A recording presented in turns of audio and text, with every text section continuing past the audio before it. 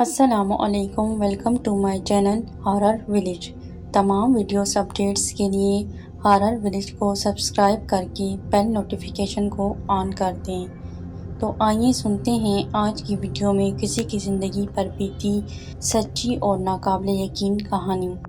ابا تو اپنی 20 سال پرانی بائک پر آفس چلے جاتے تھے۔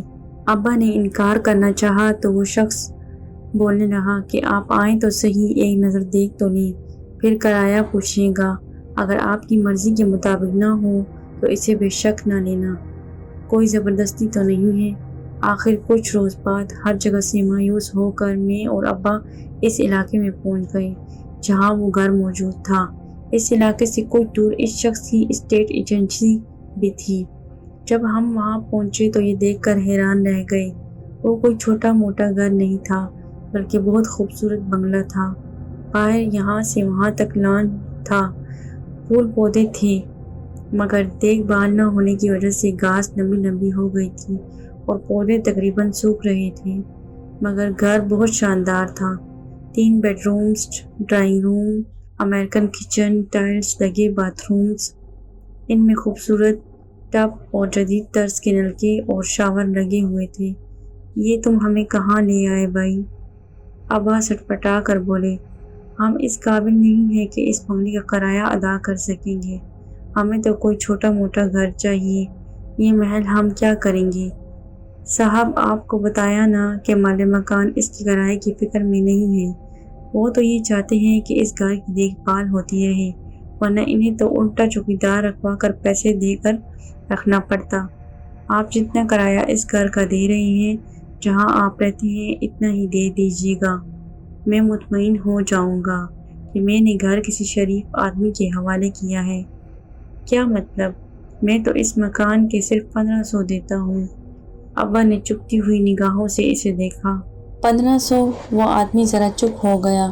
اچھا یہ بتائیے کہ آپ لوگ گھر کی دیکھ بھال تو صحیح رکھیں گے نا؟ بعض لوگ گھر کا ستیہ ناش کر دیتے ہیں۔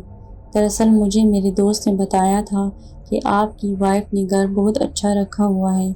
اس شخص نے ابا کے ایسے دوست کا حوالہ دیا جو اتفاق سے اس کا بھی جاننے والا تھا اور اسی نے اس شخص کی ملاقات کروائی تھی۔ ٹھیک ہے ابا، گھر اچھا ہے، امی تو کتنا خیال رکھتی ہیں گھر کا۔ میں نے فوراً حامی بھر لی۔ شام کو امی کو لے کر آئیں گے، وہ گھر دیکھ کر خوش ہو جائیں گی۔ میں بائک پر فرح اور صبا کو اسٹاپ تک چھوڑ دیا کروں گا، میرے لیے تو اسٹاپ زیادہ دور نہیں ہے۔ اور کیا جوان بچے ہو، اس شخص نے فوراً کہا۔ ابا سوچ میں پڑ گئے، اس کے سوا چارہ بھی نہیں تھا اور کوئی دوسرا گھر بھی دستیاب نہیں تھا تو کرایہ بہت زیادہ تھا۔ ٹھیک ہے، میں کل آ کر بتاؤں گا، ابا نے جواب دیا۔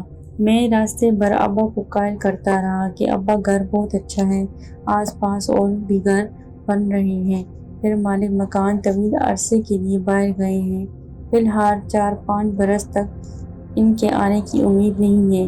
اس عرصے میں نوکر ہو جاؤں گا تو ہم اپنا گھر لے لیں گے۔ دراصل میں چاہتا تھا کہ امی کی خواہش پوری ہو جائے اور امی خوش ہو جائیں۔ گھر پہنچ کر سب سے پہلے امی کو خوشخبری سنائی۔ امی تو ایک دم پرجوش ہو گئیں۔ اندھیرا نہ ہو جاتا تو میں ابھی چلی جاتی، وہ خوش ہو کر بولیں۔ ابا کسی کام سے باہر گئے تو میں نے دل کھول کر اس گھر کی تعریفیں کی اور ایک ایک چیز کی تفصیل بتائی۔ امی ساری تفصیل سن کر بہت خوش ہوئیں، کہنے لگیں میں نے کچھ پیسے جوڑ رکھے ہیں اور ایک کمیٹی بھی ڈالی ہے تو لمبی مگر جلدی مل جائے گی، ہم ان پیسوں سے ڈرائنگ روم کے لیے سامان خریدیں گے۔ امی بڑی دیر تک خواب بنتی رہیں اور میں خوش ہوتا رہا، چھوٹی بہنیں بھی خوش ہو رہی تھیں۔ اگلے روز امی، دونوں بہنیں اور میں ایک ٹیکسی میں ابو کے ساتھ روانہ ہوئے۔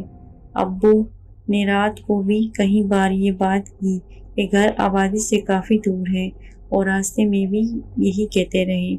میں حیران تھا کہ ابا کو دوسرا گھر مل نہیں رہا ہے، پھر بھی اس گھر میں برائیاں ڈھونڈ رہے ہیں۔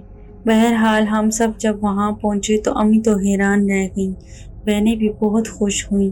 ایک بہن بولی، ہائے یہاں پڑھنے میں کتنا مزہ آئے گا، دوسری بولی شام کو بیڈمنٹن بھی کھیلیں گے۔ امی تو بار بار اندر باہر کا چکر لگا رہی تھی۔ انہیں یقین نہیں ہو رہا تھا کہ اتنا خوبصورت گھر ان کو مل جائے گا۔ وہ بولی، ایسا گھر تو جنگل میں بھی ہو تو میں بخوشی رہ سکتی ہوں۔ پھر ان کی نگاہ ساتھ والے پلاٹ پر پڑی۔